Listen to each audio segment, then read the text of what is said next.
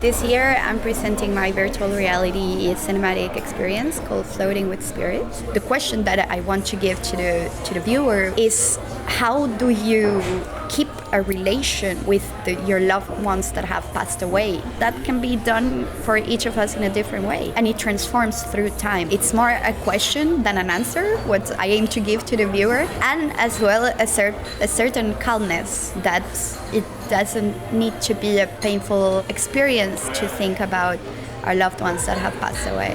Doing a ritual can be something really small as well. Lighting up a little candle every night the first month, and then you give a space to think to that person. In this specific community, they have this ritual for hundreds of years. They really know how to, because they've been practicing it over and over. The thing is, I am surrounded by really powerful, magical, mystical beings that have a certain connection, maybe not with the spirits, because that's just one word for me to give a kind of explanation to what the invisible world can be like, but which have a certain connection with philosophizing, asking themselves existential questions about the invisible worlds, and giving each of them a different aspect to rituals. I feel like nature is part of this. Nature is also where you see the cycles of life and death repeating itself over and over. It makes me feel smaller, and at the same time part of.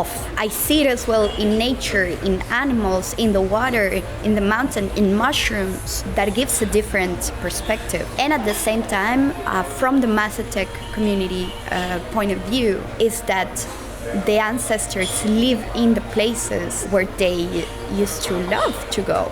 Then nature becomes a place where you can go and communicate with them. When you don't say anymore the dead, but you say the ancestors, then it's shifted in the mind. It's not someone that went away forever. An ancestor means that you see the link that is still between both of you, and if nature is the place where you can place that link in this real world, that gives another sensation towards their presence. Why VR? I wanted to take the notion of you are watching the world of the spirits and the world of the invisible in nature to you are in that world, and you can almost feel it physically. Perception can be challenged when you're watching a film, but the film is out there and your body is here. What if we are in that world and we can interact with the spirits? And it just became obvious that we had to do it in VR if we wanted to push that boundary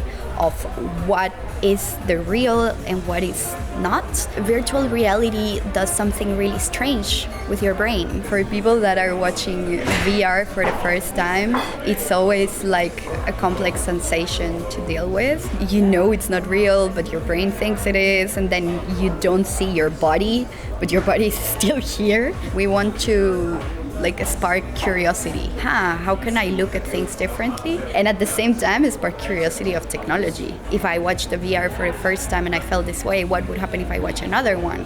Will my body get used to it? Which it does. I mean, the first times I was editing this VR, after having the headset for an hour, I put it off and I just had to look at a white wall for half an hour and not speak because my brain was processing. Virtual reality is really used in psychology for healing from trauma, but it's up to everybody to go to a more emotional space or to go to a more memory space. We leave that freedom, and for me the most important was to do it from a gentle and beautiful and almost innocent point of view, and that's why the main characters, the two little girls, Jocelyn and Jacqueline, we are seeing the world through their eyes, because I wanted this softness and this imagination to be the perspective from which we are looking at such a complex subject.